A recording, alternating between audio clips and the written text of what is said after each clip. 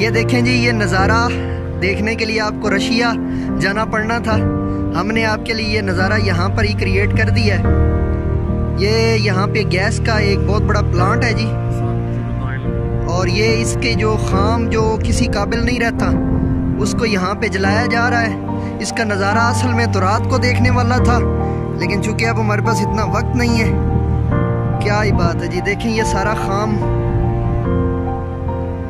मैं वैसे in plant वालों से जो है ना गुजारिश करूंगा कि इसका भी कोई हल निकालें कि इसकी कोई और जो है ना, नहीं तो ये जितना जल रहा है इसी के ऊपर पानी गर्म करके उससे जो है ना वो कोई भाप की कोई जो है ना वो साथ जो है ना वो क्रिएट कर दें, कोई वो जो है वो स्टीम पावर मिल क्रिएट कर दें, बिजली थोड़ी सी बना दें।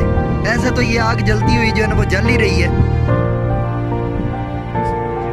इस एनर्जी को ये वेस्टिंग हो रही है, इसको भी किसी ना किसी काम लाया जा सकता है। और बहुत खूबसूरत नज़ारा है जी, यूनिक सा नज़ारा है। टेलीपैथी की एक्सरसाइजेस करने वाले यहाँ पे लंबी तान के जो है ना वो कोई जो है वो एक्सरसाइज कर सकते हैं, हिप्नोटिज्म की एक्सरसाइजेस कर सकते हैं जी।